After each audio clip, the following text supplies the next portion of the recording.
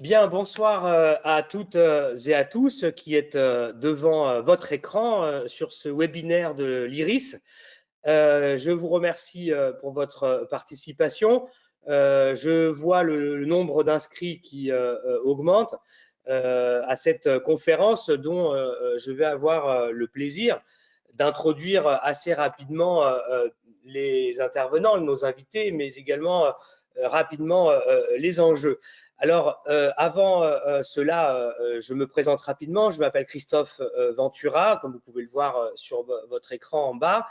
Je suis directeur de recherche à l'IRIS, en charge du programme Amérique latine Caraïbes de notre institut, et c'est dans le cadre des activités de ce programme que nous proposons ce soir une visioconférence publique à laquelle vous participez, que nous avons intitulée Pandémie, crise économique et sociale, cycle électoral 2020-2021, où va l'Amérique latine? Alors ce soir, nous parlons bien de l'Amérique latine et non pas d'Amérique du Nord qui eh bien, fait évidemment tous les titres de l'actualité du jour, mais il y a une autre Amérique et c'est celle-ci dont nous allons parler et nous verrons d'ailleurs que les deux ont des liens importants et que l'élection actuelle aux États-Unis va avoir évidemment son importance et un impact aussi en Amérique latine. Nous en parlerons. Alors pour cette rencontre, nous avons le plaisir d'accueillir trois invités de marque que je vais introduire brièvement. Nous avons ce soir avec nous la présence de Marco Enriquez Ominami. Marco Enriquez Ominami, qui vous salue, voilà, merci, est ancien député et a été candidat à l'élection présidentielle chilienne.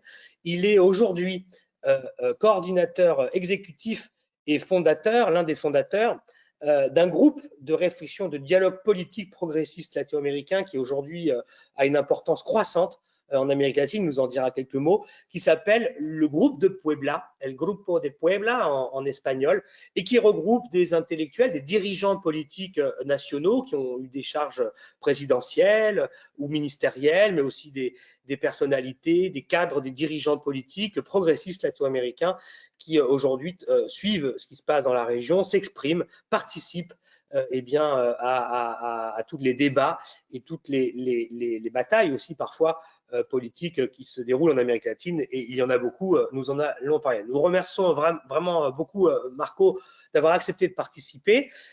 Marco a un lien intime avec la France, qu'il peut-être vous exposera rapidement, et on a la chance, lui comme nos trois intervenants ce soir, d'avoir des personnalités qui vont intervenir en français, ce dont nous sommes très heureux, comme tout Français qui se respecte, on est toujours très flatté lorsque eh bien, notre langue est parlée. Ne rougissons pas de ce petit plaisir, et donc on est très content parce que parler dans une langue qui n'est pas la sienne, et quel que soit le niveau qu'on a, est toujours un effort et toujours une difficulté, et on les remercie vraiment beaucoup pour ça. Donc vous aurez trois interventions en français. Deuxième invité, Guillaume Long, qui est chercheur associé à l'IRIS, qui est également analyste au Center for Economic and Policy Research, le CEPR, à Washington. Mais ce soir, encore une fois, on va parler de l'Amérique latine surtout. Et Guillaume Long est l'ancien ministre des Affaires étrangères équatorien lorsque Rafael Correa présidait ce pays. Et donc, Guillaume sera avec nous pour commenter, enfin en tout cas analyser deux choses, à la fois le résultat d'élections boliviennes qui a surpris le monde. Pourquoi? Parce que Guillaume Long a suivi de très près tout cela depuis de longs mois. Il a même travaillé de manière très assidue et pointue sur toute la controverse électorale qui avait suivi l'élection d'Evo Morales en 2019 et qui a abouti à son exil forcé. Et donc, il suit tout ce dossier très bien, mais il va nous parler aussi de son pays, en tout cas l'un des deux, puisqu'il est aussi français. Il va nous parler des enjeux d'une autre élection importante qui est l'élection équatorienne présidentielle qui tiendra le 7 février 2021 dans un pays qui a connu et qui connaît aussi là aussi pas mal de convulsions et de tensions. Évidemment, je n'ai pas précisé que Marco Enriquez Ominami allait nous parler de son pays, le Chili, qui vient de connaître là aussi un événement politique tectonique avec un résultat historique au plébiscite national, au référendum sur le changement de constitution chilienne qui datait du régime de Pinochet. Donc on va avec Marco, discuter de tout cela et comprendre peut-être ce qui s'est passé et les perspectives. Et puis enfin, dernière invitée, Carole Proner, qui donc notre invitée du Brésil ce soir et qui est professeure de droit international à l'Université fédérale de Rio de Janeiro, l'UFRJ, et qui est également membre de l'Association brésilienne des juristes pour la démocratie et membre également du conseil juridique du groupe de Puebla dont je vous parlais, dont Marco Enriquez Ominami est le coordinateur exécutif.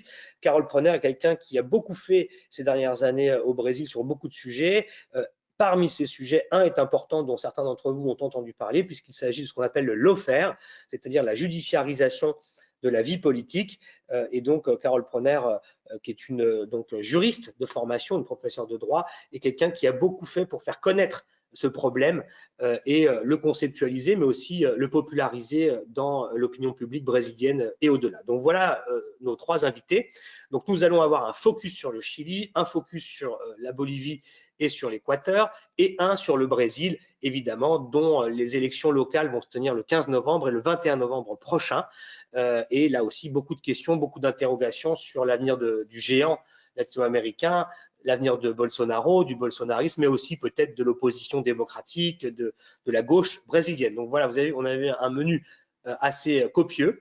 Donc je vais céder de ce pas la parole à Guillaume Long, qui aura donc 15 minutes pour traiter son sujet. Juste avant de donner la parole, rappelons-nous que nous parlons d'une région dont l'actualité, c'est aussi le coronavirus, la pandémie. L'épicentre mondial de l'épidémie, c'est l'Amérique latine. Plus de 11 millions de cas contaminés, plus de 400 000 morts à déplorer dans ce pays, dont la moitié à peu près au Brésil, mais le Chili est assez sévèrement touché, comme la Bolivie ou l'Équateur, on va en parler, avec des conséquences économiques et sociales qui s'annoncent, hélas, assez désastreuses, puisque la région va connaître une crise économique et sociale que la CEPAL, la Commission économique pour l'Amérique latine des Nations Unies, qualifie tout simplement de crise sans précédent historique. Voilà ce vers quoi nous projette l'actualité latino-américaine. Et je cède désormais la parole à Guillaume. Merci Christophe, un grand remerciement à l'IRIS pour cette invitation. Puis je salue mes confrères et mes amis, Marco Enriquez et Carole Proner. C'est un plaisir d'être avec vous ce soir et de parler de l'Amérique latine, dont on ne parle pas assez en France. Donc c'est toujours très agréable de pouvoir parler en France et en français de cette région qui évidemment nous passionne, nous motive tous ici ce soir. Je vais parler de deux pays en 15 minutes, donc ça va être un petit peu difficile, mais bon, on aura peut-être le temps après de répondre à certaines questions. Deux pays qui se ressemblent sur certains aspects, c'est certainement pas les plus grands de l'Amérique du Sud, même si, grosso modo, le PIB de l'Équateur est à peu près le double du PIB de la Bolivie. La population de l'Équateur, 17 millions, la population de la Bolivie, beaucoup moins, il me semble que c'est, si je me trompe pas, 11 millions. Donc, mais enfin, quand même des pays qui évidemment, ne se comparent pas aux géants brésiliens, qui sont des pays moindres en Amérique latine. Deux pays andins qui ont un autre point commun, c'est qu'ils ont fait partie de cette grande vague de gauche en Amérique latine de la première décennie et demie, des premiers 15 ans de ce siècle, 15 années de ce siècle. D'une part, sous la direction du président indigène Evo Morales en Bolivie, et d'autre part en Équateur, sous la présidence de Rafael Correa. Evo Morales ayant gouverné à peu près 14 ans et Rafael Correa 10 ans. Et puis il y a une autre comparaison aussi, enfin une autre similitude, une autre similitude, le fait que ces deux pays aient fait un grand virage vers la droite, pas tout à fait en même temps. En Équateur, il s'amorce en 2017 avec l'élection de Lénine Moreno, on va en reparler, qui était pourtant le successeur de Rafael Correa. Donc c'était une surprise, ce grand virage, un virage de 180 degrés dans toutes les politiques du gouvernement équatorien, les politiques économiques, sociales, la politique extérieure, enfin vraiment un grand virage vers la droite en Équateur à partir de 2017, et puis aussi un grand virage vers un gouvernement de droite en Bolivie en 2019, qui ne se fait pas au travers d'élections, mais au travers d'un coup d'État. Alors, dans les deux cas, ce virage vers la droite est quand même pas très démocratique, puisque, bon, certainement pas en Bolivie, puisque c'est le fruit d'un coup d'État, mais j'argumenterais quand même qu'en Équateur aussi, c'était, après tout, une élection en 2017 qui a été gagnée par Lenín Moreno sur une plateforme de continuité avec le coréisme, avec cette révolution citoyenne de Rafael Correa. Et on voit, peu de temps après la passation du pouvoir à Lenín Moreno, donc le successeur de Rafael Correa qui s'était élu sur cette plateforme de continuité, on voit après quelques semaines, vraiment très peu de temps après la passation de pouvoir, à partir de mai, juin, juillet 2017, un changement radical dans la politique, mais aussi une persécution judiciaire, du lawfare, comme dirait Carole Proner, contre Correa et ses associés. Il y a quand même, moi, je cite toujours la même phrase que Moreno a dit plus ou moins en rigolant, mais elle me semble tellement parlante quand il recevait au palais présidentiel le président de l'association des banquiers, hein, qu'il recevait au palais présidentiel, le président de l'association des banquiers de l'Équateur dit au président de la République, à M. Moreno, écoutez, on n'a pas voté pour vous, mais on vous remercie de nous recevoir dans le palais présidentiel pour pouvoir parler de la situation du secteur financier dans le pays. M. Moreno l'interrompt, le président l'interrompt, lui dit, écoutez, je voudrais vous remercier de ne pas avoir voté pour moi. Les gens que je commence à détester sont les gens qui ont voté pour moi. Je cite textuellement. Je pense que c'est assez parlant de ce virage assez incroyable, remarquable, qui s'est réalisé en Équateur contre, disons, le prédécesseur de Lenín Moreno. Lenín Moreno avait quand même été le vice-président de Rafael Correa, donc c'était quand même une énorme surprise, une trahison historique. Je parle souvent de trahison shakespearienne, assez dramatique en fait, qui s'est déroulée en Équateur.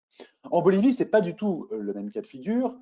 C'est Morales, Monsieur Evo Morales, qui se représente, contrairement à Rafael Correa, qui n'avait pas voulu se représenter après 10 ans d'exercice de la présidence. Il avait préféré que ce soit quelqu'un d'autre dans son parti, en l'occurrence Lenín Moreno, qui soit le candidat de son parti. En Bolivie, c'est M. Morales qui se représente dans un contexte très polarisé où l'enjeu même de sa réélection est très contesté, puisqu'il y avait eu un référendum contre cette possibilité de réélection. Il se présente.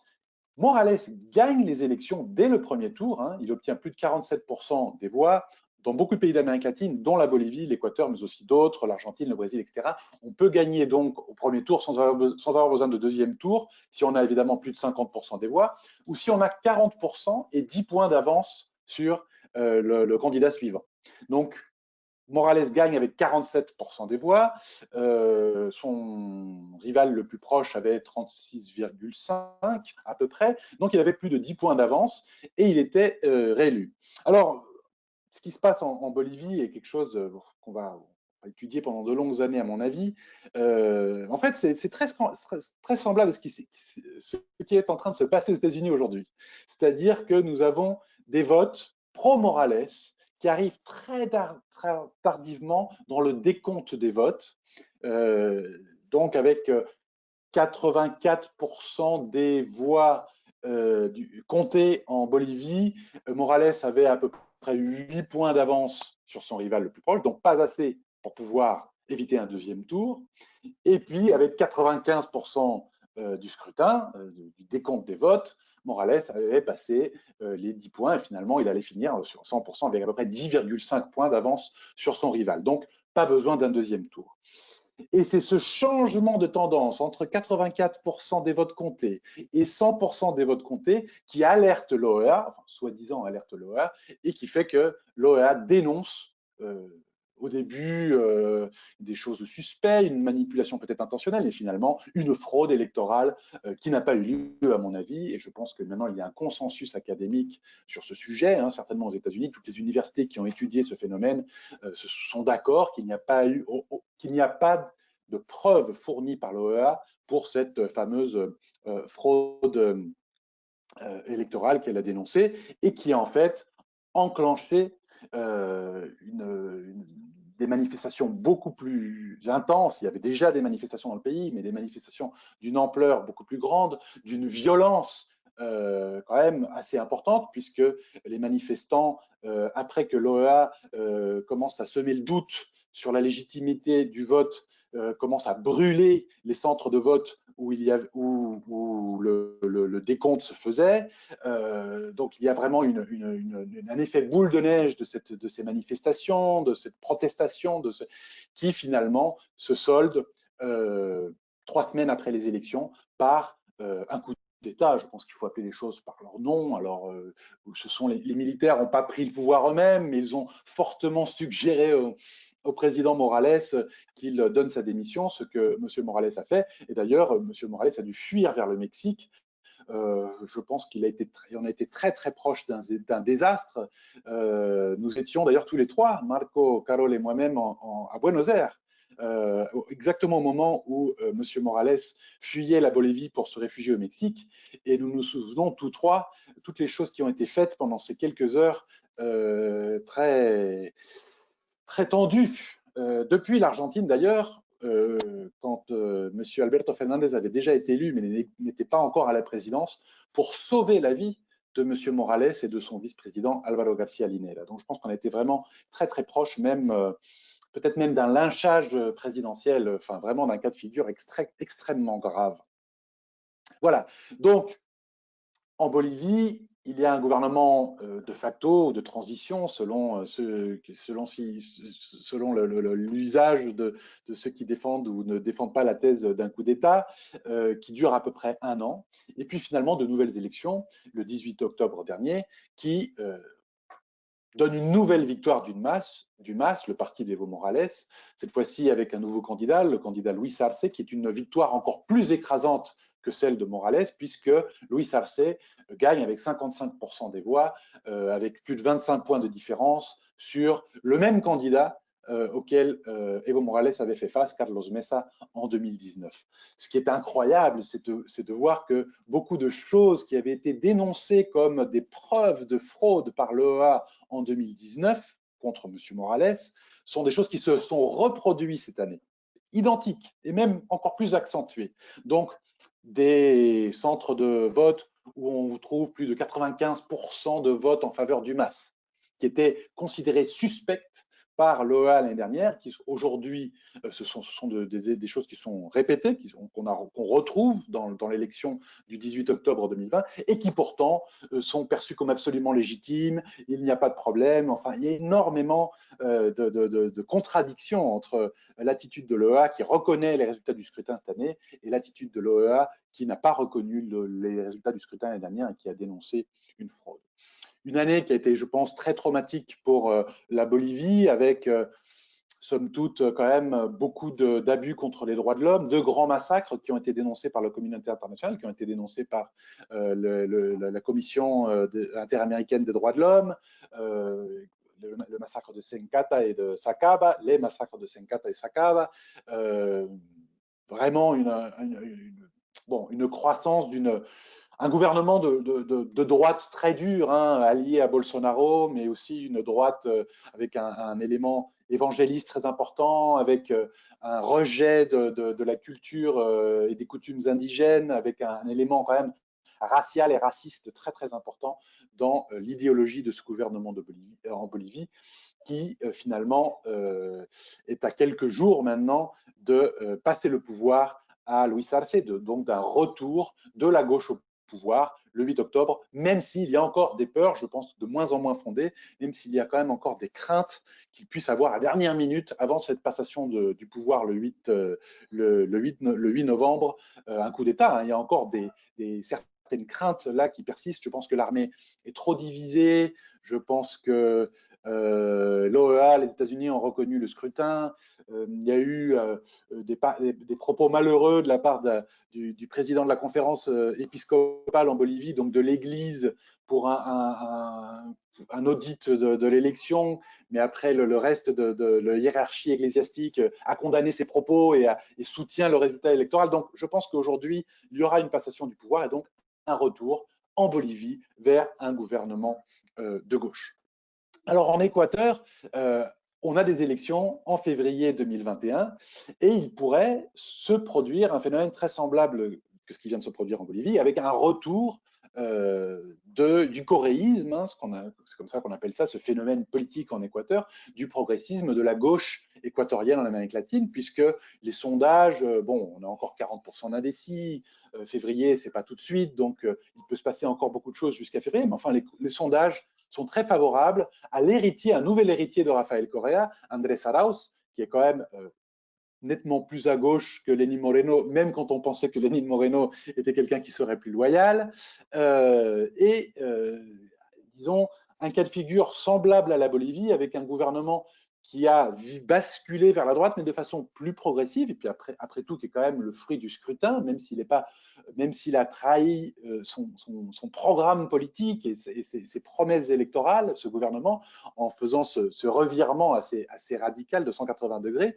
C'est quand même un gouvernement qui a été élu, donc un peu moins problématique pour la communauté internationale que le gouvernement bolivien de Janine Agnès, mais un gouvernement, le gouvernement de Lenín Moreno, qui est extrêmement impopulaire. C'est le gouvernement le moins populaire depuis le retour à la vie démocratique en Équateur en 1979. Donc, depuis qu'on a des sondages modernes en Équateur, c'est le gouvernement le plus impopulaire avec moins de 8% de popularité en Équateur. Donc, plusieurs candidats, certains qui ont quand même été très proches de ce gouvernement actuel, qui aujourd'hui prennent leur distance du gouvernement. Hein, c'est vraiment le gouvernement qu'on aime détester en Équateur. Tous les candidats dénoncent ce gouvernement, et aussi avec un contexte, tu le disais Christophe, de pandémie, avec en Bolivie aussi, mais particulièrement en Équateur, des chiffres qui sont tout à fait incertains, parce que les chiffres officiels du fait du manque de tests sont pas du tout fiables, mais avec plus de 30 000 excès dans la mortalité, enfin plus de 30 000 morts en plus de la moyenne annuelle depuis le mois de mars, ce qui nous donne à peu près une idée quand même de l'ampleur pour un pays de 17 millions d'habitants, 30 000 morts. Ce ne sont évidemment pas tous des morts du COVID-19, de la Covid-19, mais enfin quand même un énorme pourcentage seront des victimes de la pandémie, qui donc aussi a énormément miné la crédibilité de ce gouvernement, et en plus dans un contexte de crise économique dramatique, puisque l'Équateur, ça y est, c'est annoncé officiellement, aura probablement une décroissance de moins 11% cette année. Donc moins 11%, c'est la plus grande décroissance économique du PIB équatorien depuis qu'on mesure le PIB équatorien. C'est la plus grosse récession économique de l'Équateur dans son histoire contemporaine, ce qui évidemment crée toutes sortes de nostalgie pour l'époque un peu dorée de l'économie qui marchait bien, de l'époque de Correa en fait, puisque en 10 ans de Correa, le PIB équatorien a doublé, hein, est passé de 50 milliards à 100 milliards de dollars. Donc il y a une nostalgie semblable à la nostalgie qu'il y a eu en Bolivie avec l'époque dorée, économiquement parlant. C'était une époque assez prospère en Bolivie des années de Evo Morales. Simplement pour terminer, je pense que le choix des candidats dans les deux cas, dans le cas de la Bolivie, le candidat déjà gagnant et qui sera bientôt président, Luis Arce, qui est le ministre de l'économie et des finances de la Bolivie, et dans le cas de l'Équateur, Andrés Arauz, qui n'a pas été ministre de l'économie, mais qui a été un des grands économistes du gouvernement de Correa, même si aujourd'hui il a 35 ans, donc il était encore très jeune à l'époque. C'était un des conseillers quand même les plus intimes de Correa. Il a été aussi ministre du talent humain, de la connaissance, PDG de la, je ne sais pas si on dit ça en français, mais PDG de la Banque centrale, non, Gerente, PDG de la Banque centrale équatorienne. Donc, le choix d'économistes dans les deux cas a énormément à voir avec ce contexte de déclin économique, ce contexte de pandémie où on a cette sensation de manque de compétences dans les deux cas des deux gouvernements, l'un sortant, l'autre qui doit encore gouverner en Équateur jusqu'en mai 2021. Et c'est intéressant, je trouve que le choix de la gauche en Équateur et en Bolivie, une gauche post-néolibérale, même anti-néolibérale, était de choisir des économistes néo-keynesiens, développementalistes, si on le veut, pour faire vite, du fait du succès de ces modèles économiques par le passé. Voilà, j'ai dépassé d'une minute, je crois, mes 15 minutes, donc je m'arrête là. Merci beaucoup. Merci beaucoup, Guillaume, pour ce tour de force, effectivement, qui a été de traiter deux pays au profil singulier par définition. Je crois que l'exposé que tu as fait a bien montré que dans des configurations différentes, ces pays sont traversée par des phénomènes de polarisation politique très forts qui ont mené au développement qu'on a connu ces dernières semaines et qu'on va suivre en Équateur. Ce que tu as dit sur aussi des pays, la Bolivie pour l'instant, qui défie les pronostics aussi et le cours un peu qu'on croyait trop facilement établi en Amérique latine politique, qui défie les pronostics avec finalement le retour au pouvoir d'un gouvernement de gauche, quoi, pour le dire comme on dirait en France, et avec la question économique. Bon, on voit bien qu'il y a des profils là qui se dessinent, qui sont intéressants pour l'avenir. Alors, la question que moi je voudrais poser à Carole Proner à partir de ça, c'est, bon, Guillaume a montré que la Bolivie et l'Équateur étaient traversés par cette fameuse polarisation politique. Aujourd'hui, est-ce que cette polarisation, elle continue aussi de caractériser, est-ce qu'elle est vive au Brésil et quels sont aujourd'hui les enjeux de la séquence politique qui s'ouvre avec les élections municipales des 15 et 21 novembre? C'est très vite, c'est bientôt. Et qu'est-ce que ces élections peuvent modifier de la situation et des recompositions politiques au Brésil?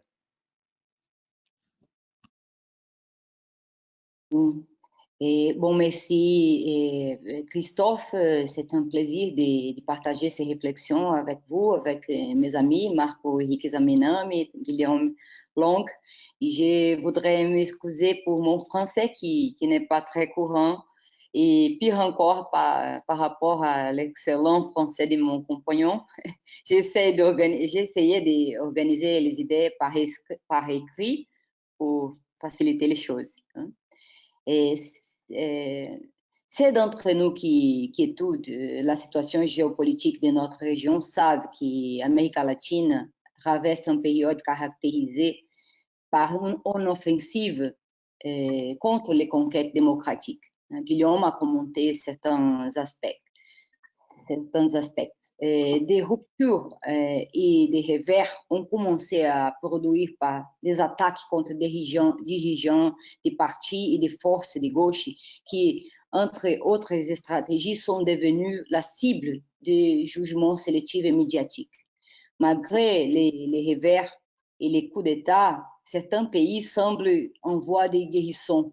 Mais malheureusement, le Brésil ne fait partie de ces groupes de pays comme par exemple, rapport à la Bolivie, aux événements récents Équateur et même la réaction du progressisme en Argentine après l'expérience Macri.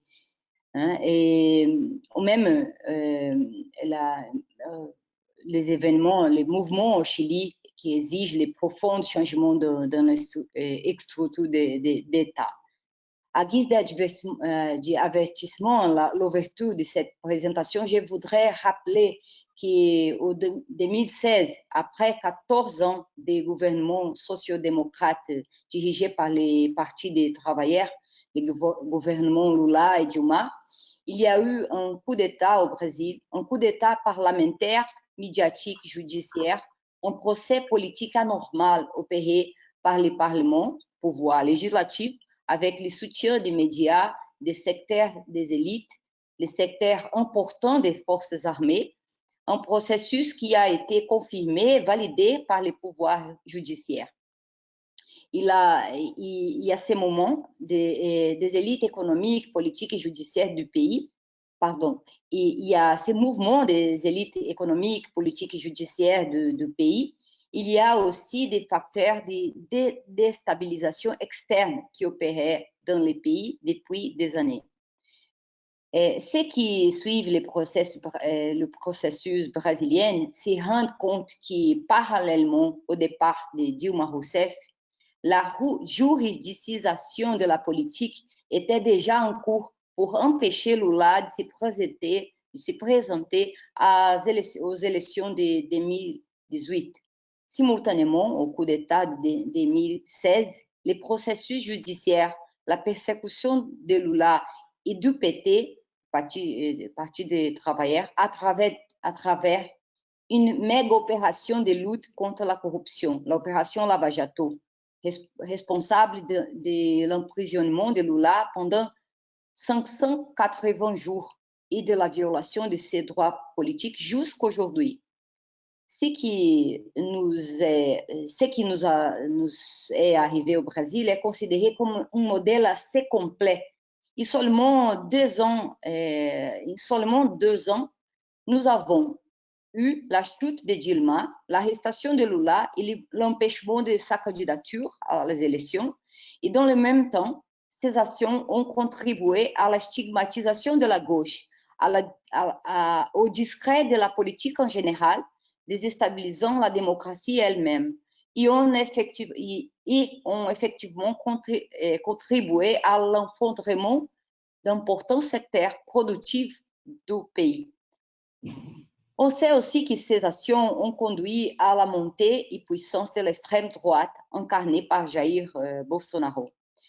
Et partant du domaine du droit, qui est mon domaine d'étude, il est important de souligner la centralité du système de justice dans ces processus qui est si préjudiciable à la démocratie au Brésil.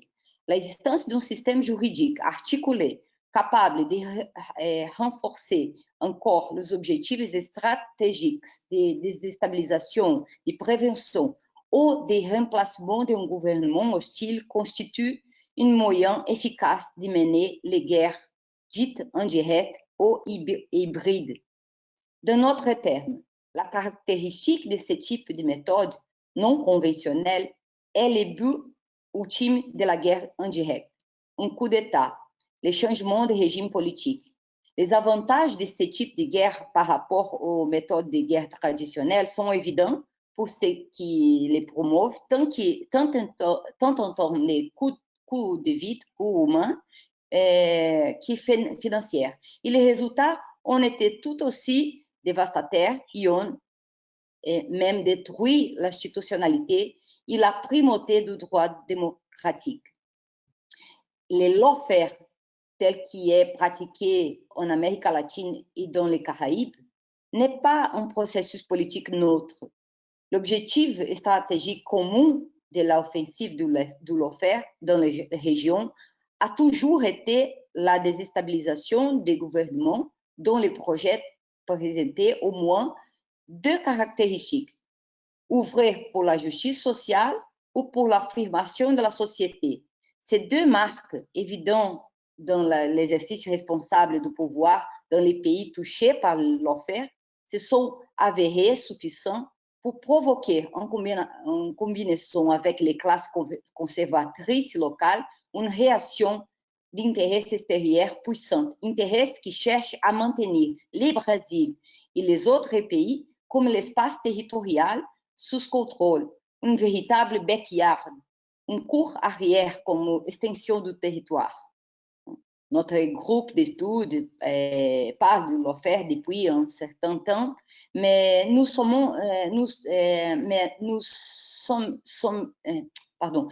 loin de savoir tout ce qui nous arrive.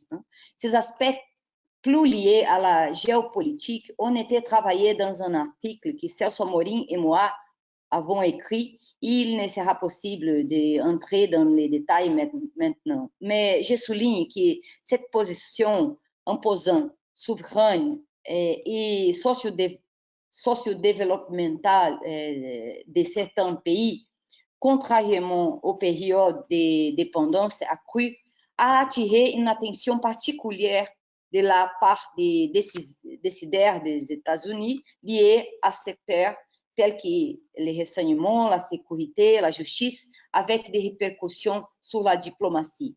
La récupération des espaces perdus est devenue une priorité de ce que l'on appelle conventionnellement un État profond dans ces pays, servant à la loi comme une méthode moins ostentatoire que celle utilisée dans le passé. Ce qui compte aujourd'hui, c'est d'évaluer la capacité du Brésil à réagir aux conséquences destructrices de cette ingérence. L'attente à l'image de la campagne de diffamation de la gauche est ressentie comme un facteur de désarticulation qui compromet les résultats des élections en cours. Entre les autres facteurs, il y a l'argumentation contre la lutte contre la corruption comme stratégie centrale de l'affaire. Il est important de savoir que dans l'arène militaire des forces américaines, la corruption a été considérée comme une des principales menaces à la sécurité continentale. En fait, en 2010, le Pentagone a adopté la déstabilisation politique et le soutien des forces internes comme stratégie à explorer.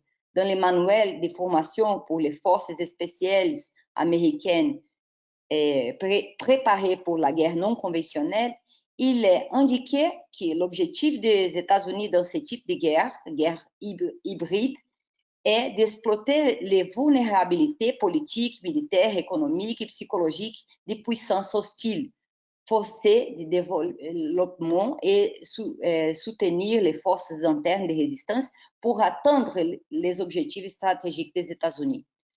En décembre de 2017, sous l'administration de Donald Trump, les documents définissent...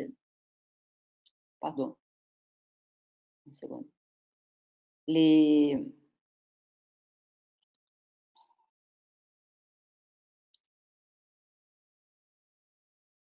documents définissant la nouvelle stratégie de sécurité nationale des États-Unis a clairement assumé la lutte contre la corruption comme un moyen de déstabiliser les gouvernements des pays concurrents aux ennemis des États-Unis. Dans le cas du Brésil, la méga opération Lava Jato, la plus grande opération contre la corruption du pays, a débuté publiquement en 2015 et est un exemple concret de la désastreuse déstabilisation qui peut être obtenue grâce à la justice. Le modèle expérimenté au Brésil comporte plusieurs des éléments décrits par les forces militaires américaines comme une guerre non conventionnelle qui a, dans une certaine mesure, peut être considérée comme réussie. Les conséquences n'ont pas été plus graves car les illégalités et les anomalies dans le développement du processus ont été rendues publiques par les révélations connues sous le nom de Vaza Jato, une série de publications avec des documents et des dialogues entre les membres du groupe de travail Lava Jato, les juges moraux, les procureurs du ministère public, dévoile une place scandaleuse de fraude légale avec de graves conséquences pour la démocratie brésilienne. Mais les révélations n'ont pas été considérées par large secteur de gauche comme un phénomène de trahison de l'intérêt national. Des secteurs importants de centre-gauche et même de la gauche ont préféré le silence et la inaction face au processus de désinstitutionnalisation et au recours des réformes entamées en 2016. Et c'est actuellement l'un des obstacles à la conclusion du projet unitaire pour les élections de 2022. L'une des raisons qui explique l'affaiblissement des forces progressistes, c'est qui profite à Bolsonaro pour continuer son projet de destruction nationale. Même après avoir traversé tout cela, nous n'avons pas été en mesure de construire l'unité entre des forces politiques qui ont été victimes des coups d'État successifs. Le Brésil va très mal dans ce sens. La capacité de réagir aux coups d'État successifs est compromise par l'incapacité de construire de larges alliances. Il peut encore y avoir des surprises, mais la gauche risque de subir une défaite historique aux élections municipales en raison de la difficulté de construire un consensus dans la construction des fronts progressistes qui cherchent à vaincre les candidatures liées au bolsonarisme. Ce n'est que dans deux capitales que la gauche mène, Porto Alegre avec Manuela Dávila et Belém avec Edmilson Rodrigues, mais dans des autres capitales, les partis du centre et droit mènent. Et PT et PSOL s'affrontent en São Paulo et au Rio, au moins dans les premiers tours des élections. Et pour finir, il faut dire une chose en plus. Une défaite de la gauche peut être un avertissement important pour surmonter les anciennes blessures et ressentiments et parvenir à l'unité. Sinon, en 2022, Bolsonaro pourra avancer dans les projets finaux de destruction du pays, avec les pouvoirs d'avancer dans les projets autoritaires et conservateurs contre la gauche. Actuellement, même avec 160 000 décès au Covid, 5 500 000 infectés, Bolsonaro a l'approbation de pratiquement 52% de l'électorat. Les taux d'approbation les plus élevés se trouvent parmi les chômeurs.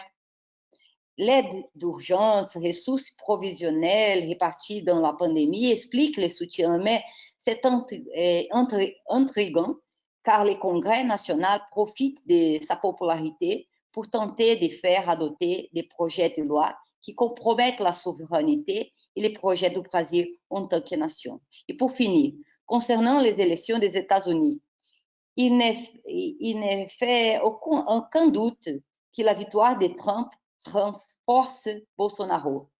Non seulement pour cette raison, il y a une préférence évidente pour Biden, mais quand on fait des calculs sur les moins pires pour notre intérêt, il faut se préparer par un scénario difficile avec une forte intelligence stratégique en faveur des intérêts d'une puissance en décomposition, une puissance décroissante dans une certaine mesure, qui, comme un animal blessé, fera tout son possible pour survivre. Et l'Amérique latine est la zone d'influence, backyard. De plus, c'est dans notre débat parmi les mouvements sociaux et politiques, l'affaiblissement de Jair Bolsonaro devra dépendre moins de la défaite de Trump et plus de notre propre capacité de défendre nos intérêts. Ici, la souveraineté peut être défendue en utilisant des instruments démocratiques et en rejetant les alliances perverses qui conduisent le Brésil au précipice en tant que projet national. Ce sont des idées de notre situation actuelle. Merci. Merci beaucoup, vraiment, Carole, pour cet exposé très édifiant, lucide aussi sur les difficultés et les contradictions de la société brésilienne et des oppositions aussi à Bolsonaro. Je crois que là, les gens qui nous écoutent ont disons, un exposé tout à fait enrichissant et qui ouvre aussi des perspectives de réflexion sur les difficultés de reconstruire un pays lorsqu'il a été à ce point détruit dans son cadre démocratique par eh bien, des événements de l'ampleur que ceux qu'a traversé le Brésil avec l'impeachment de Dilma Rousseff, qui a été un des points de départ de toute cette dynamique qui aboutit au bolsonarisme et qu'il est très difficile, lorsque ces choses-là sont lancées, de pouvoir reconstruire et revenir ou aller ailleurs, en tout cas pour construire un projet national et un projet de restauration démocratique. On voit que les difficultés auxquelles on est confronté lorsqu'en plus, comme vous l'avez parfaitement exposé, eh bien, la politique devient un champ dans lequel des moyens sont employés qui contournent finalement la souveraineté populaire avec l'utilisation de la loi et du droit pour éliminer, disqualifier ses adversaires comme le Brésil en a été le laboratoire. Donc, merci beaucoup pour cet exposé. On va maintenant passer la parole à Marco Henriques Ominami. Alors, on pourrait dire que l'exposé aujourd'hui, si on met de côté le cas bolivien qui est venu, je le disais, un petit peu défaire les pronostics, parce que beaucoup de gens se disaient après tout, pourquoi ceux qui ont empêché Morales d'avoir le pouvoir lui laisseraient-ils aujourd'hui de nouveau un an après? Et finalement, la Bolivie, de ce côté-là, a montré quelque chose d'un peu positif. Et on a envie de dire aujourd'hui, lorsqu'on cherche dans le monde des pays ou des endroits où il se passe des choses constructives et positives sur le plan politique et puis sur le plan aussi de la résolution des conflits sociaux, des tensions sociales par plus de souveraineté démocratique, plus de participation populaire dans les affaires publiques, on regarde aujourd'hui le Chili, qui n'était pas forcément un pays qui a été connu pour tout cela. Mais aujourd'hui, est-ce qu'on peut penser que ce qui est en train de se passer au Chili, dans le contexte compliqué qu'on a évoqué, la pandémie, la crise économique, les fractures et les fragmentations latino-américaines, est-ce qu'on peut se dire qu'aujourd'hui, au Chili, eh bien, il y a des raisons d'être heureux, de se satisfaire et d'y voir un processus positif qui pourrait contribuer à modifier le scénario latino-américain. Merci Christophe, merci Guillaume, ravi de le revoir, et à Carole aussi bonjour et merci pour sa présentation. Merci à Iris pour l'invitation. Le Chili a tout le temps tenté de s'échapper de l'Amérique latine. Ça a toujours été un pays qui a toujours rêvé de ne pas être latino-américain. C'est toujours un pays qui s'est senti un peu la Suisse sud-américaine, qui sentait qu'il y avait la mauvaise chance d'être une bonne maison dans un très mauvais quartier. C'est-à-dire on avait la tragédie d'être entouré d'Argentins complètement fous, de Boliviens qui étaient trop indiens et de Péruviens qui étaient très, très indiens aussi. Donc c'était insupportable pour nous, les Chiliens, qui étaient blancs, blonds, croates, allemands, mais qui n'étaient pas du tout sud-américains. En dictature, le Chili s'est échappé, a fait l'impossible pour s'échapper du Brésil et de l'Argentine, pour des raisons qui n'étaient pas si bêtes. Le Brésil est un pays énorme, qui n'a jamais été intéressé sur le Chili. L'Argentine est un pays grand, qui fait partie du G20 aujourd'hui, par exemple, qui ne regarde pas le Chili, sauf pour des raisons touristiques, mais pas plus. Et donc, en dictature, on s'est échappé. On a tout privatisé, de plus, l'appareil productif. On a transféré les droits sociaux, ce qui est en Équateur garanti au Brésil, ou en Argentine, ou au Mexique, ou en Colombie, ou au Paraguay, ou partout presque. Les universités publiques, par exemple, sont payantes. C'est-à-dire qu'il faut s'imaginer, l'université, je ne me souviens pas, Paris 2, 3, 4, je ne sais pas, à $1000 par mois. Par mois, pas par an, au cas où si mon français n'est pas parfait. Donc, on se retrouve dans un pays qui, en dictature, fait ça. En démocratie, on garde ce vecteur d'ouverture économique inédite dans le monde. Même à un moment, on est une des économies les plus ouvertes du monde, avec 50 traités de libre commerce incroyables. Les grands produits, qui ne sont pas beaucoup d'exportation, ont des taux d'arancel, taux à 0%. Et donc, Chili, ce meilleur élève pour la Banque mondiale, mais le pire compagnon, à mon avis, arrive à s'échapper. Elle a des croissances complètement anormales aux années 90, ça choque, et à partir de l'année 98, la crise asiatique, ça cogne l'économie chilienne, et on se retrouve dans une croissance médiocre, et dans un peuple qui commence à dire, bon, je vote pour le changement à chaque élection présidentielle, je vote pour la gauche, pour la droite, pour la gauche, et ça suffit.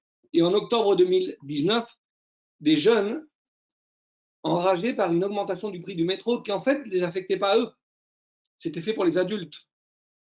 Et ces jeunes-là, qui étaient, je ne me souviens pas, une augmentation de 3% pour les adultes, ce qui était important, mais ce n'était pas énorme, courent dans les rues, défient le sens commun et disent, bon, ça suffit.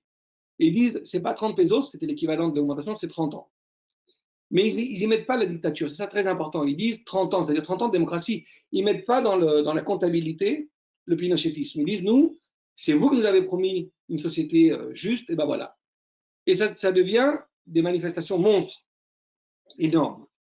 Tout ceci dans un monde qui était quand même, avant le virus, assez fou, avec une croissance technologique inédite, mais en même temps avec des marchés complètement concentrés, des richesses complètement obscènes. une Amérique latine et des Caraïbes que quand Guillaume était au pouvoir, avait fait des exploits que même le FMI avait reconnus. En moyenne, l'inflation, les institutions, la pauvreté, l'inégalité, ça avait été diminué, en moyenne, je veux dire. On avait eu des gros succès avec la famille progressiste dans 12 élections gagnées. Et une fois que les prix des commodities, du cuivre, du pétrole, etc., tombent, pour différentes raisons extérieures et structurelles, bah, la droite arrive au pouvoir. Et là, on se retrouve à perdre en quelques 12 mois, on perd le Chili, bien sûr, l'Argentine, le Brésil, le Paraguay, le Pérou, on l'a jamais gagné, bon. Et on se retrouve un peu partout, le Colombie, on l'a jamais gagné non plus, mais bon, on se retrouve dans des gouvernements de droite très rapides qui font des politiques d'austérité. Et le Chili, qui était quand même, avait résisté plus ou moins bien à toutes les crises, se retrouve une espèce de comeback to l'Amérique latine. C'est-à-dire, on revient dans l'Amérique latine, à partir des gouvernements de droite, qui revient au Chili aussi en force avec une grosse punition des classes moyennes qui ont puni les gauches, à mon avis, c'est mon impression dans toute l'Amérique latine. On s'est fait punir par les classes moyennes. Et le Chili, qui était ce meilleur élève, qui avait une vanité d'être le pays avec des déficits fiscaux très bas, une inflation qui n'a jamais supéré en 25 ans le 10%, un pays qui a, du point de vue symptomatique, une très bonne économie, des finances importantes. Même aujourd'hui, on a 20 000 millions de dollars de finances, d'économie, ce qui est très fort pour un pays, qui est le 0,4% de l'économie mondiale. Donc cette petite économie se retrouve, qui était pour moi la Corée du Nord du capitalisme, se retrouve à un moment avec des jeunes dans la rue qui disent, bon, bah nous, vous pouvez l'appeler le jaguar, comme vous l'appeliez aux années 80, c'est-à-dire cet animal qui saute, qui entre parenthèses est en extinction, ou vous nous dites la Corée du Nord, ou le meilleur élève, on s'en fout, c'est fini. Et donc, on casse le pacte social, et tu as un président qui s'appelle Piñera, qui est un homme, une espèce de Macri, de Trump. Il n'est pas si sauvage que Bolsonaro, mais il ressemble pas mal. Mais c'est une espèce de mec d'extrême droite, et il fait une politique d'autorité. Il se met dans une métaphore de l'autorité, de l'ordre. Et le peuple désobéit de façon fascinante, massive. Et ce sont les pauvres, les jeunes et les femmes qui font ces manifs, mais monstres. On parle même de 2 millions de personnes à un moment. C'est ce qui était gigantesque pour un pays de 19 millions d'habitants, dans une capitale de 7 millions d'habitants. Ce petit pays est cogné comme toute l'Amérique latine, Guillaume et Carole, et tu le disais toi aussi, Christophe, des 10 pays les plus affectés par le virus, 5 sont de cette région. Dans la région Caraïbes, Amérique latine, c'est l'Amérique du Sud qui est la plus frappée. Et le Chili, durant des semaines, a été le pays, sur 1 million d'habitants, le plus contagié avec le plus de morts. Donc, même la Suisse de l'Amérique du Sud se retrouve humiliée, parce qu'on avait quand même on était des bons élèves, on fait partie de la OCDE avec le Mexique, on a toujours été la référence, Guillaume me contredira, mais en Argentine au moins, au Pérou et en Bolivie, ça a toujours été le Chili, l'élément pour dire, ben regardez, là à côté, ça se passe merveilleusement bien.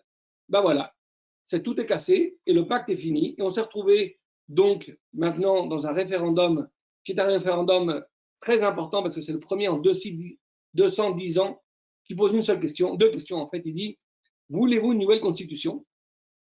Et deux, qui voulez-vous qu'il la fasse? Et la première question a été répondue à 78% avec la votation la plus haute depuis que la démocratie est revenue avec le vote volontaire. 78% disent, regardez, bah nous on veut une nouvelle constitution. On ne veut plus de la constitution qui était de la dictature de Pinochet, parce qu'elle était illégitime, parce qu'elle était, c'est un programme de gouvernement économique transformé en un texte constitutionnel, et on veut un nouveau texte. Mais en plus, puisque vous nous posez la question, vous, messieurs les congressistes, c'est vous qui nous demandez, bah, allez vous faire voir, parce qu'on est à 80%, vous, on vous veut, surtout pas vous. On dit qui que ce soit, mais pas vous. Et donc, le Chili se retrouve dans un chemin maintenant démocratique. Les manifestations ont baissé. On est dans un chronogramme très intense, nous, d'élections sans arrêt. On va élire les premiers gouverneurs de l'histoire du Chili. On a toujours été une monarchie élective, napoléonique, bourbonique, très concentrée. On n'a jamais eu de gouverneur. Donc, les régions étaient des provinces où le président nomme ses gouverneurs. On les appelle les intendants. Donc, en synthèse, le Chili se retrouve dans un chronogramme très, très dur, c'est-à-dire en avril, je ne vais pas vous ennuyer, mais des primaires en novembre, en avril, des élections, en mai, en juillet, en novembre et en décembre. Et on va élire 3300 postes du président, les constituants, les gouverneurs, les sénateurs, les députés, les maires, les conseillers régionaux, les conseillers municipaux. C'est-à-dire littéralement une fête démocratique qui, je pense, va apporter deux choses une baisse des manifestations, parce qu'il y a un agenda, il y a une confrontation électorale et politique, mais ceci dit, une grande frustration, parce que c'est très inédit le chronogramme constitutionnel du Chili. Vous aurez 2 congrès en même temps, une constituante et un congrès. Vous aurez un président nouveau avec 2 constitutions.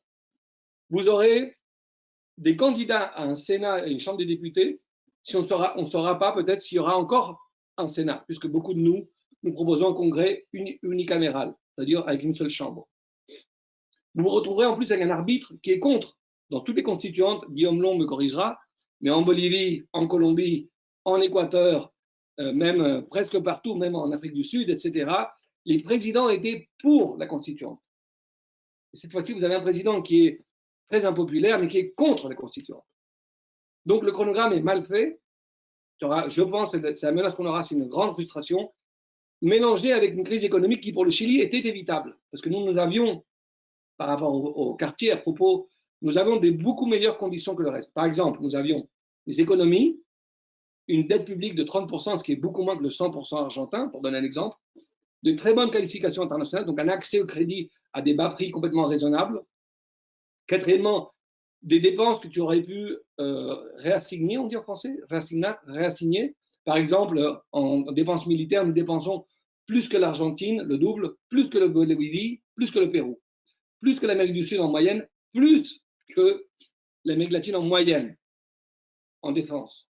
Donc, très rapidement, ce qu'on faisait une moratoire, une congélation des dépenses militaires, le Chili garderait sa puissance militaire, mais on aurait immédiatement cette année 1550 millions de dollars pour la santé, par exemple.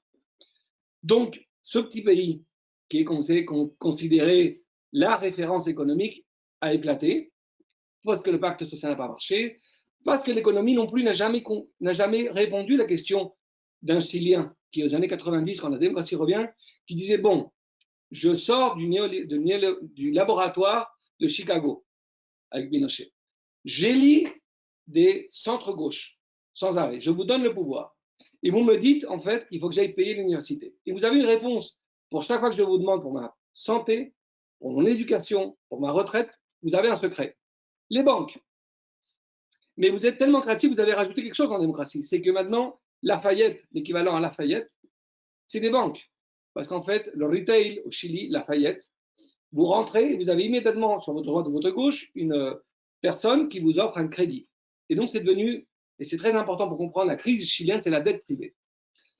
Selon la Banque centrale, il y a quelques semaines, ils ont publié et confirmé ce que j'ai toujours dénoncé, c'est que le 100% des Chiliens doivent en moyenne 75% de ce qu'ils gagnent. Donc, si vous voulez, pour faire un peu de démagogie, comme j'ai été candidat, c'est complètement inévitable, vous avez un pays qui est un État qui est plus ou moins riche et un peuple très pauvre. Mais il n'est pas pauvre parce qu'il aime le luxe, il est pauvre parce qu'il faut qu'il paye l'université. Donc aujourd'hui même, vous avez 700 000 élèves qui ont été endettés par la gauche au pouvoir. On leur a créé des crédits dans les banques pour qu'ils étudient dans des universités qui sont en général, sauf exception, très médiocres.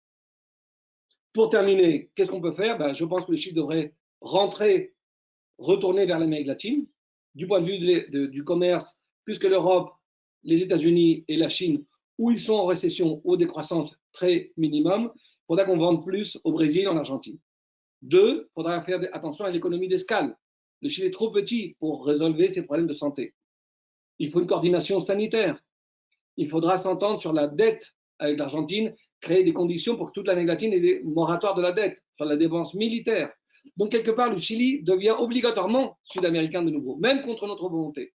Même si nous, on regarde vers le Japon, vous savez que nous sommes voisins de la France par la mer à cause de l'île de Pâques, et nous regardons vers le Japon. Nous, on donne le dos à l'Amérique du Sud. Même si ça semble enfantin, c'est complètement réaliste du point de vue économique, c'est ce que fait le Chili. Le Chili n'a aucune connexion énergétique avec l'Argentine. Donc, sur différents dossiers, sur le cuivre, vous avez besoin du Pérou, sur le gaz de la Bolivie, non. Nous, on ramène le gaz de l'Afrique pour ne pas dépendre des Boliviens. On a arrivé à construire 2 ports pour éviter la Bolivie, qui nous demande 4 km de mer, au cas où, et on en a 8000. Donc, ce petit pays que j'adore, comme vous vous rendez compte, mais je suis très critique sur son élite et sur son discours, se retrouve dans une condition très contradictoire. Un peuple mobilisée, une démocratie fatiguée mais vivante, avec 78% des votes, et un président qui est à l'agonie et qui, hier même, vient de perdre une accusation constitutionnelle contre son Premier ministre, l'équivalent Premier ministre. Même si nous avons une monarchie, on a un ministre de l'Intérieur très puissant, on l'a hier, pour utiliser un terme français, décapité. Et donc, à partir de maintenant, on se retrouve dans une énergie électorale fascinante, mais dans une économie désastreuse. Et quelques-uns, moi entre autres, nous proposons devancer, adelantar, que les élections se fassent avant. C'est-à-dire qu'on n'attend pas ce chronogramme qui va être un désastre pour la Constitution, où on va débattre les droits sociaux, la propriété privée, la structure politique et bien sûr, comment la souveraineté revient vers le peuple. C'est très inspiré par Guillaume Long et Rafael Correa, par ce qu'a fait le président Lula, mais ici au Chili, le progressisme, je vais le dire d'une autre façon, Chirac ici, ce serait le Che Guevara. Pour nous, Chirac, ce serait l'extrême gauche. On est très tourné vers la droite. Donc, quelque part, nos débats sont très minimum et très de sens commun et très essentiels. Merci, exactement 14 minutes. 15.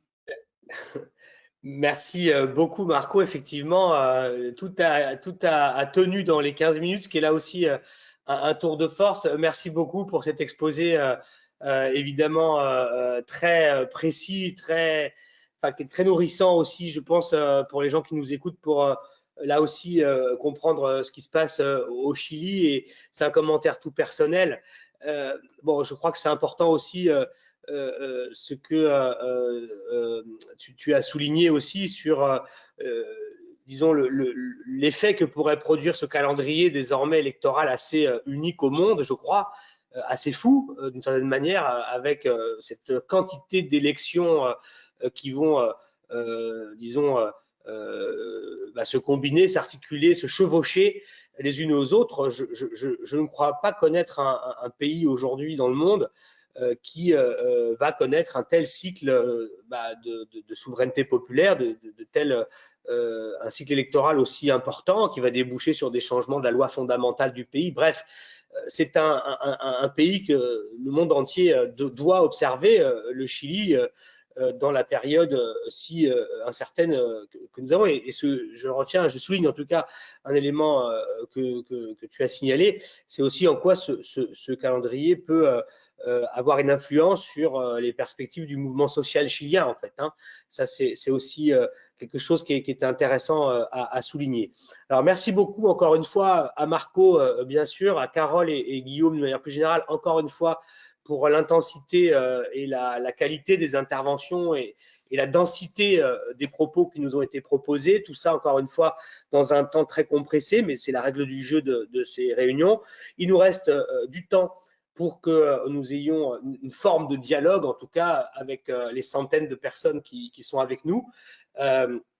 Donc, je propose, en regardant l'ordinateur, aux personnes qui souhaitent poser des questions, d'utiliser le chat pour ça. Et moi, je me ferai l'interprète un petit peu des questions qui sont posées à nos intervenants, qui peuvent être des questions pour l'une ou l'autre, ou des questions plus générales sur des choses qui vous auraient interpellé.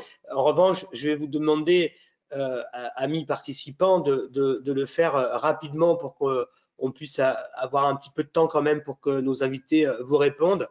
Si toutefois il n'y avait pas de questions particulières, moi j'en ai quelques-unes, mais priorité bien sûr à la salle. Alors, est-ce qu'il y a des questions ?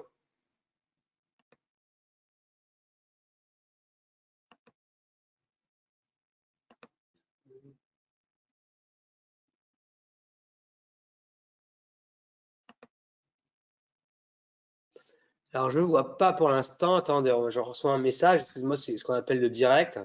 Il y a beaucoup de questions, me dit-on. Alors, c'est moi qui ne dois pas les voir. Tableau de bord. C'est du direct, hein. Alors, attendez. Moi, je profite pour rajouter deux choses. Bien sûr, vas-y, tout à fait. Merci. La constitution chilienne, c'est la première unique au monde qui est paritaire, c'est-à-dire ce sera homme-femme à égalité. La première et unique dans l'histoire du monde, ce qui est quand même assez innovant pour une constituante et pour la politique mondiale. Et après, je voulais rajouter simplement une coordonnée, c'est que Carole et Guillaume sont les moteurs de Puebla. C'est pas que moi qui suis à Puebla, c'est eux qui sont les grands moteurs de Puebla. Elle, non seulement dans le groupe de Puebla, c'est qu'elle coordonne le groupe juridique contre le lawfare. Et Guillaume travaille très intensément dans les missions électorales et dans le groupe parlementaire que lui et moi nous coordonnons. Et on va créer ensemble un centre de pensée, de think tank.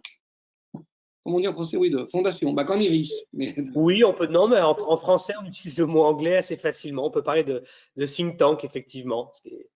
Donc, je t'ai aidé à passer des centre d'études. Alors, merci beaucoup, Marco. Alors, j'en profite aussi, en attendant d'avoir les questions, pour vous dire que tout à l'heure, Carole a mentionné un travail qu'elle a élaboré avec l'ancien ministre des Affaires étrangères et de la Défense brésilien, Celso Amorim, qu'on connaît bien à l'IRIS, puisqu'on l'avait invité dans nos locaux pour donner quelques cours l'année dernière. Et donc, j'en profite pour dire que le travail auquel elle fait référence, qui est un article voilà, qui a été le fruit d'un gros travail sur justement ce qu'on appelle le lawfare et la judiciarisation de la vie politique, est un article qui est sorti dans une revue spécialisée au Brésil et que nous aurons le plaisir à l'IRIS de publier dans une version en français sur laquelle nous travaillons actuellement, qui sera publiée dans le cadre d'une collection d'articles que nous publions dans le programme Amérique latine, dont je reparlerai à la fin rapidement de notre rencontre. Et donc, cet article est à venir en français pour que vous puissiez vous familiariser avec ces thématiques en France. Alors, les questions arrivent. OK. Alors, une question qui est la suivante.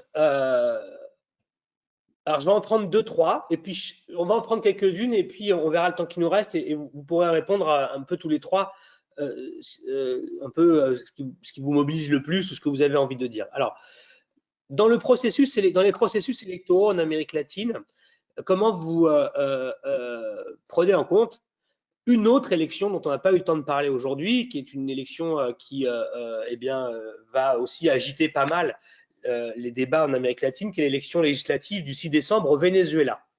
Donc, on nous demande comment vous voyez cette échéance-là, comment vous l'analysez, comment vous la prenez en compte dans la séquence actuelle politique. Deuxième question,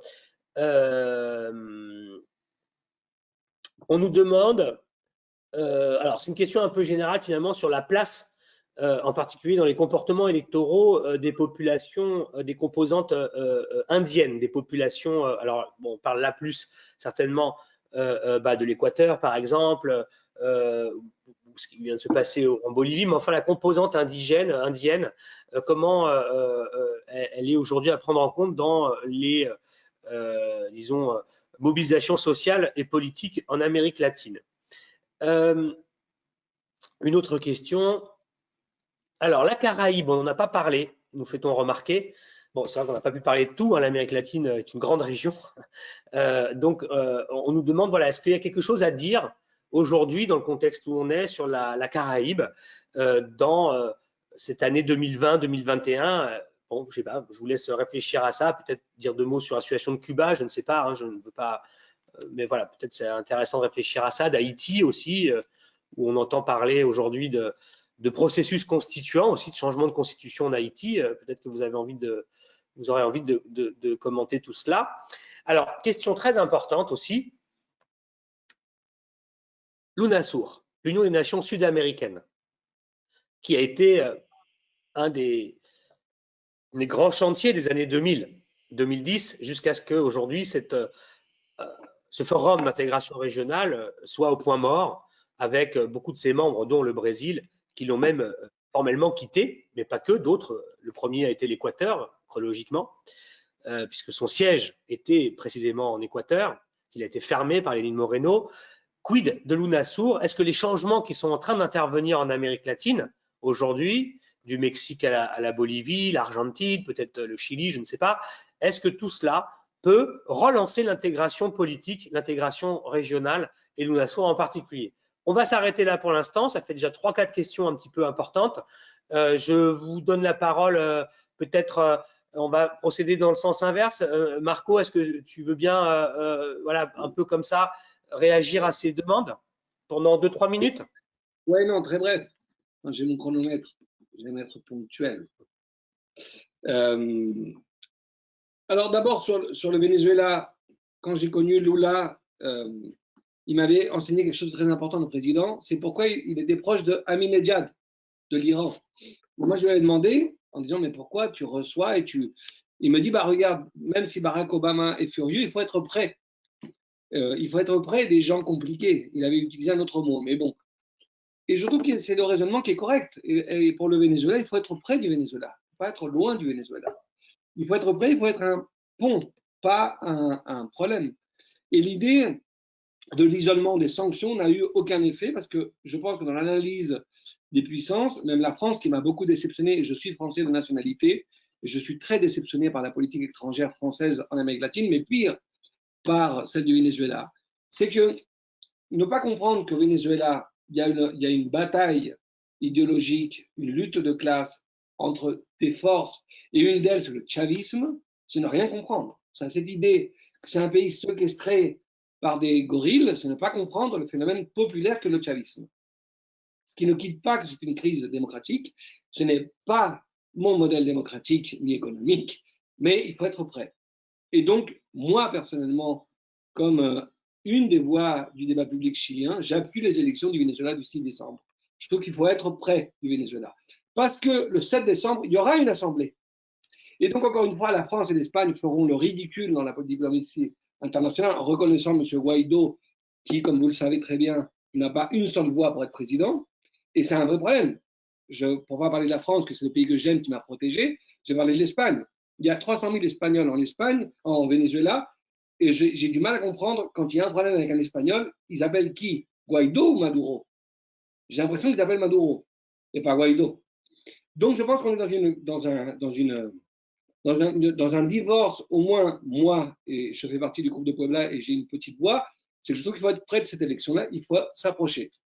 Il faut aider à résolver une crise qui est énorme, dont la responsabilité est de Maduro, bien sûr, pas que de lui, mais lui, il est le président, et donc c'est à lui d'assumer ce rôle.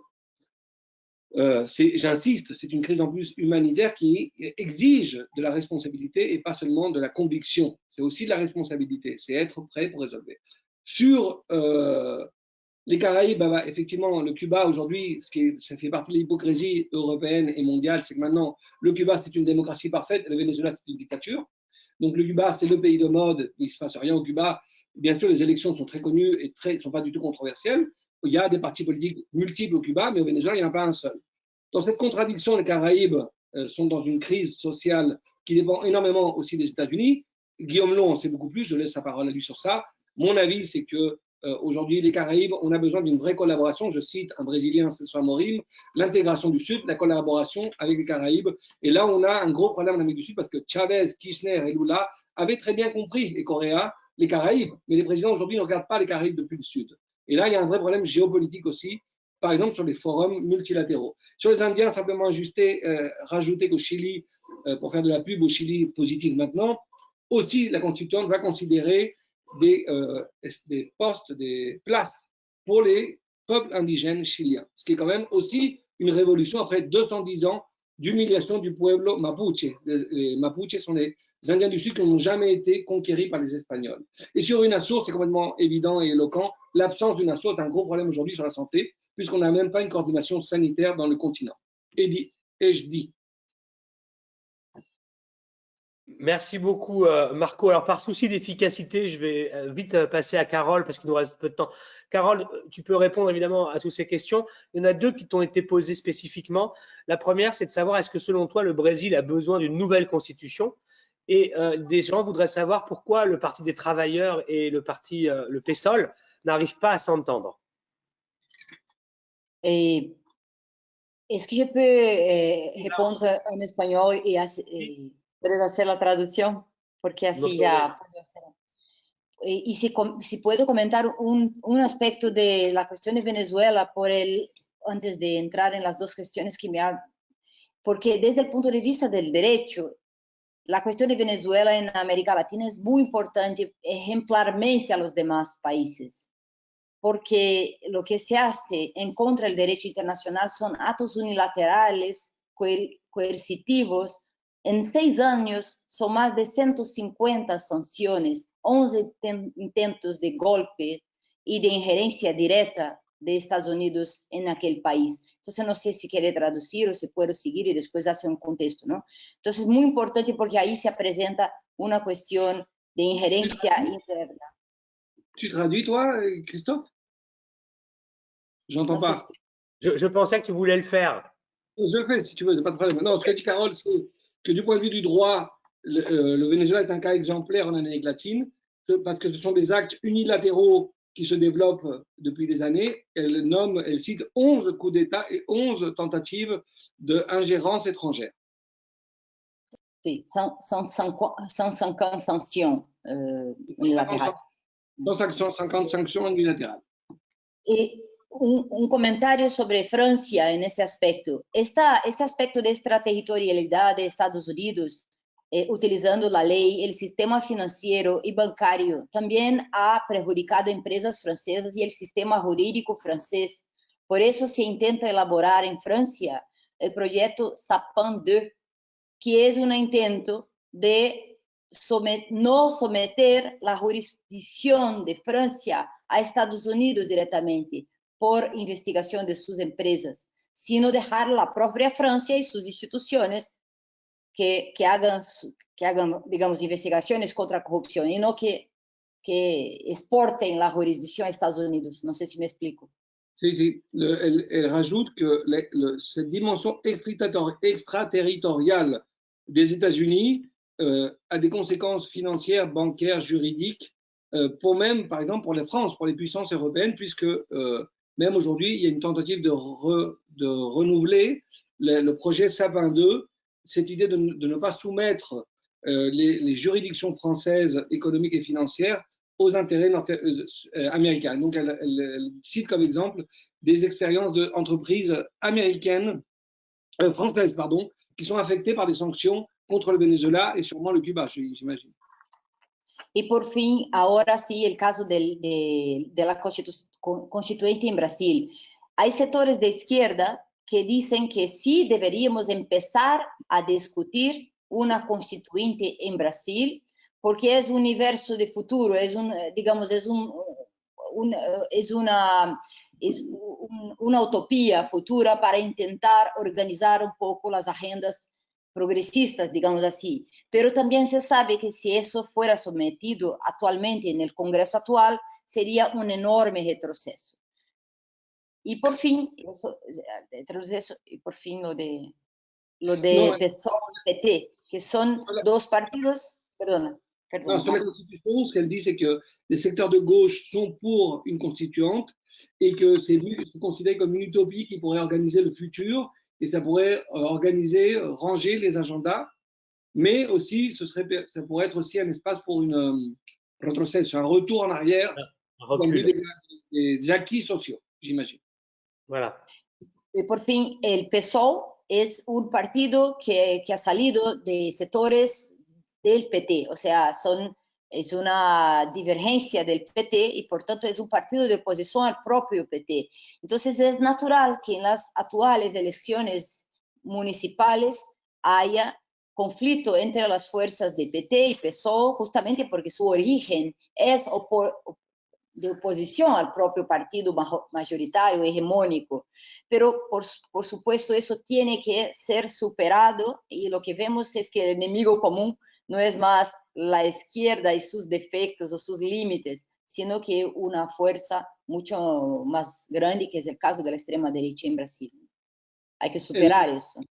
Elle explique que le PSOL est une escission, une division du PT. Il vient du PT, elle considère normal que pour les prochaines élections municipales, il y ait une concurrence.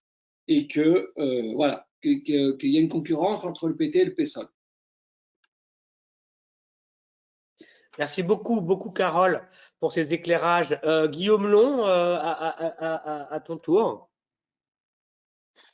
Alors, je vais être d'accord avec Carole et avec Marcos sur le Venezuela. Il me semble que depuis le début, je dirais même depuis le coup d'État de 2002, il y a une opposition anti-systémique au Venezuela, une opposition de droite qui ne reconnaît pas le chavisme en tant qu'acteur politique, en tant qu'opposant politique même, et que finalement on est rentré depuis le déclin économique au Venezuela, surtout à partir de la mort de Chavez et pendant le gouvernement de Maduro, on est rentré dans une logique aussi de spirale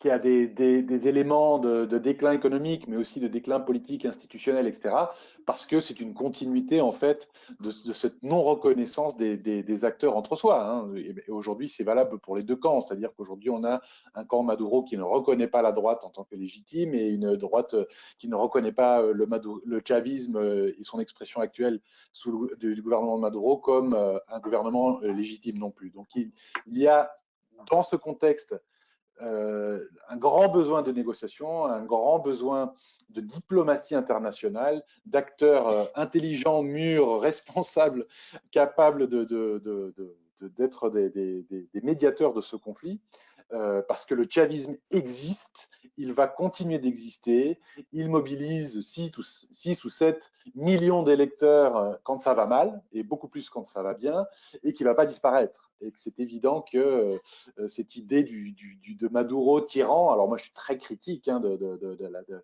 toutes sortes de pratiques politiques, économiques, institutionnelles de la part du madourisme aujourd'hui, ou du gouvernement de Maduro, mais le chavisme existe, même les Vénézuéliens qui n'aiment pas Maduro, beaucoup d'entre eux détestent encore plus Guaido d'une certaine manière. Donc c'est extrêmement complexe et il faut évidemment une solution politique, une solution négociée, une solution pacifique, et tous les efforts, moi j'ai fait partie de certains de ces efforts, je les ai connus de près, tous les efforts qui ont été faits pour essayer de négocier entre le chavisme et l'opposition, ou aujourd'hui entre le gouvernement de Maduro et l'opposition, ont été sabotés de l'extérieur, il faut le dire quand même, par les sanctions américaines, par cette imposition maintenant d'un président autoproclamé, ce qui est quand même assez incroyable que l'Union européenne se soit prêtée à ça. Ce qui montre bien, bon, alors il y a tout un débat à avoir sur la politique de l'Union européenne et des pays membres de l'Union européenne face à l'Amérique latine, hein, qui pourraient s'émanciper et rejeter la doctrine de Monroe et qui pourraient vraiment rejeter cette approche nord-américaine et avoir une politique différenciée des États-Unis face à l'Amérique latine. Malheureusement, cette politique n'est pas assez différenciée à mon avis, mais de jouer à ce jeu d'avoir un président parallèle qui n'a pas été élu, qui est autoproclamé, qui n'est pas reconnu par l'ONU, parce qu'évidemment, l'ONU, même dans le cas des pires dictatures, l'ONU reconnaît évidemment l'exercice de la souveraineté comme le contrôle du gouvernement, le contrôle des institutions et le contrôle du territoire. Donc même dans le cas de Janine Agnès où il y a eu un coup d'État, même dans le cas de Pinochet du Chili de Marco Enrique Zominami, l'ONU n'a pas tout d'un coup décrété, ou la communauté internationale n'a pas tout d'un coup décrété qu'il y avait un autre président autoproclamé parce qu'on l'aimait mieux, parce qu'il était plus démocratique. Donc ce précédent au Venezuela est absolument néfaste.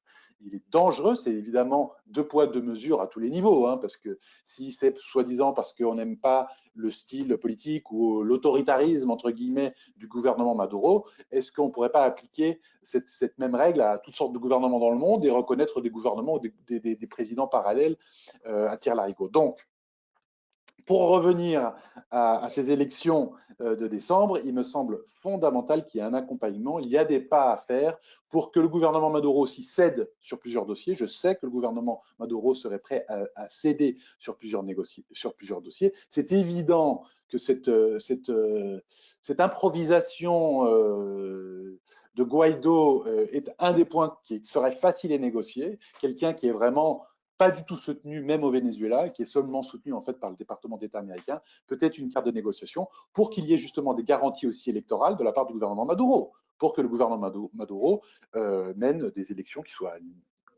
libres, démocratiques, justes, etc. Donc il y a toutes sortes de choses à faire. C'est pas simple évidemment, mais il faut une volonté politique pour le faire. Composante indigène, pardon, trop de temps sur le Venezuela. Composante indigène en Amérique latine, qui est importante selon les pays, mais qui est quand même un élément fondamental dans plusieurs d'entre eux. Évidemment, en Bolivie, c'est le retour des indigènes au gouvernement, hein, après un gouvernement d'un an qui a été anti-indigéniste dans son essence, dans son racisme, dans son rejet de Morales comme étant le premier président indigène de l'histoire de la Bolivie. Mais c'est aussi un élément important dans d'autres pays. Alors en Équateur, ce n'est pas la même dimension. La population indigène, selon comment on la mesure, probablement autour de 7% de la population de l'Équateur. Donc, ce n'est pas 70 ou 80% de la Bolivie, mais c'est quand même un mouvement indigène très important. On l'a vu en Équateur l'année dernière avec les grandes manifestations d'octobre, les plus grandes de l'histoire contemporaine de l'Équateur, les plus grandes de ma génération, qui malheureusement se sont soldées par 11 morts, 1500 blessés, etc., mais qui ont eu une composante fondamentale de résistance indigène contre le gouvernement Moreno et le néolibéralisme, dans les indigènes qui, depuis les années 90, s'érigent dans de nombreux pays, le Chili, l'Équateur, la Bolivie et ailleurs, aussi dans certaines régions du Brésil, etc., contre les politiques néolibérales, les politiques d'austérité, etc. Donc, un élément important et un élément que la gauche latino-américaine, il y a eu des moments de tension avec certains mouvements indigènes, il y a eu plusieurs gauches. Il y a on vit en ce moment un moment de reconstruction quand même de cette gauche, puisque c'est une gauche dans l'opposition qui reconstruit ses alliances. Et il y a des efforts, notamment en Équateur, dans mon pays, de reconstruction entre la gauche plus marxisante ou plus structuraliste avec le mouvement indigène et le mouvement écologiste, ce qui, à mon avis, est positif. Les Caraïbes, très brièvement, qui ont été divisés après Chavez. Chavez avait réussi à tenir tout ça, surtout au sein de l'OEA, les 14 votes de CARICOM qui sont importants quand même sur 34 pays, qui ont été très divisés par l'administration Trump, qui a fait beaucoup de bullying, qui a mis beaucoup de pression sur les Caraïbes, mais qui sont pas convaincus par cette nouvelle hégémonie trumpienne. Il y a de la critique, c'est des pays assez vulnérables. Le Caraïbe anglophone, c'est des petites économies, des petites populations, mais on sent qu'à n'importe quel moment, il peut y avoir un revirement. Ça va être très intéressant de voir ce qui se passe avec cette probable administration Biden, de voir ce qui se passe avec les Caraïbes, parce que je pense qu'il peut y avoir un revirement. Le CARICOM à l'EA est très divisé. L'UNASUR, finalement, pour terminer, nécessaire, le grand projet d'intégration de l'Amérique du Sud, qui finalement était un projet stratégique sur le long terme. Rien n'est pas idéologique, mais c'était quand même un projet assez peu idéologique, un projet qui ressemble en fait à ce projet d'Union européenne des années 40 et des années 50, c'est-à-dire un projet d'intégration sur tous les niveaux, politiques, économiques, infrastructures.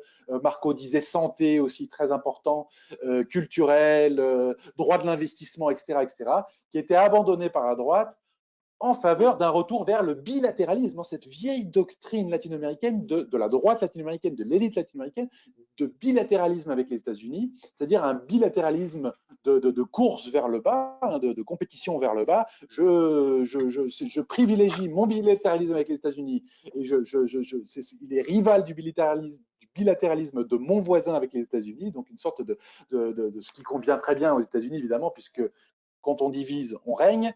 Et l'UNASUR, c'est cette recette justement d'une Amérique latine hétérogène, d'une Amérique du Sud en l'occurrence hétérogène, mais quand même beaucoup plus unie pour pouvoir faire face non seulement aux États-Unis, mais tous les défis et les enjeux géopolitiques du monde du XXIe siècle. Merci Guillaume, on est arrivé à 20h, on a encore 2 minutes. J'ai une quantité de questions astronomiques que nous ne pourrons pas traiter, mais je viens d'écrire à tout le monde. Regardez votre chat. En un mot, bon, c'est un peu difficile, je m'en excuse, mais en un mot, quand même, un commentaire sur l'impact possible de l'élection américaine pour l'Amérique latine. Vraiment, en quelques mots pour conclure cette soirée, ce débat. Marco. Bof, ça se dit encore en France? Oui, ça se dit de plus en plus. Voilà. Il ne va pas se passer grand-chose pour l'Amérique latine. Biden va prendre du temps à changer. Ça va être important pour le multilatéralisme, en un mot. Mais je pense que sur le Venezuela et sur le Cuba, ça ne va pas beaucoup changer. Sur les sanctions, pas beaucoup. Avec la Chine, ça ne va pas beaucoup changer. C'est une espérance, Biden, pour le multilatéralisme. Voilà. Très bien. Merci de cette synthétique réponse. Carole, quelques mots sur la question, sur l'impact peut-être de l'élection sur le Brésil, mais tu l'as dit tout à l'heure sur Bolsonaro et Trump, mais peut-être un mot en plus. Esperamos que venza Biden para poder restablecer un poco de racionalidad, porque finalmente, mínimamente, poder argumentar internacionalmente cuestiones, aunque estará difícil para América Latina, por lo menos la racionalidad entre estados se puede restablecer. Vamos a ver. Alors, Carole dit qu'elle est en faveur d'une victoire de Biden parce qu'elle pense que c'est l'option qui permet peut-être un retour à une certaine rationalité dans les rapports enfin, des pays latino-américains entre eux et par rapport à Washington. Mais c'est une espérance plus que, disons, une perspective concrète, parce qu'elle dit aujourd'hui que par ailleurs, la question de la rationalité politique et dans les rapports entre les États latino-américains est très compliquée et que l'élection américaine ne permet pas en elle-même, enfin je vais un peu plus loin ce qu'elle a dit, de résoudre ces questions-là. Guillaume. Oui, évidemment, Biden serait mieux. Bon, on avait un débat entre latino-américains il y a quelques jours là-dessus. On disait, en fait, ce serait la fin de la barbarie ou du barbarisme, je ne sais pas comment on dit en français, et le retour de l'impérialisme compétent. Alors, je ne sais pas s'il serait vraiment compétent, mais enfin, c'est quand même deux choix pas formidables du point de vue de l'Amérique latine. Mais certainement, quand même, Biden aurait, je pense, une relation plus conflictuelle avec Bolsonaro, avec l'extrême droite latino-américaine. C'est quand même important parce que l'extrême droite, c'est quand même pire encore que les élites libérales classiques de l'Amérique latine, même si les deux sont problématiques. Et donc là, il y aurait peut-être des opportunités pour ce qui m'intéresse moi, c'est-à-dire la gouvernance progressiste, quelque chose de moderne, de pas pré-moderne ni féodal en Amérique latine. Et je pense aussi qu'il y a quand même un intérêt un peu plus grand sur les dossiers extrêmes, comme les abus contre les droits de l'homme, comme on a vu en Bolivie avec les massacres de Sencata et Sacaba. Je pense que l'administration Biden aurait quand même dit quelque chose, mais c'est vrai que sur les dossiers typiquement impériaux des États-Unis, au Venezuela, à Cuba peut-être des améliorations aussi, parce qu'à cause de l'héritage d'Obama, quoique avec l'élection qu'on vient de voir en Floride et le vote cubain-américain en Floride, il se peut que Biden se retranche vraiment sur ce vote, ce qui est tragique aussi. En fait, le résultat pro-républicain des Latinos en Floride est très très mauvais pour l'Amérique latine, parce que c'est des éléments de politique interne pour les États-Unis qui sont très mauvais pour l'Amérique latine. Mais juste pour terminer, je crois que ça ne dépend ni de Biden ni de Trump, ça dépend des Latino-Américains. Il y a plusieurs enjeux électoraux dans les mois qui viennent. Nous venons d'avoir une bonne nouvelle en Bolivie, très bonne nouvelle en Bolivie et au Chili. Je pense qu'il y aura une bonne nouvelle en Équateur. Je pense qu'Andrés Arauz va gagner. Et il faut le Brésil. On a le Mexique qu'on n'a jamais eu avant dans le progressisme, hein, tout ça c'est très hétérogène, je simplifie.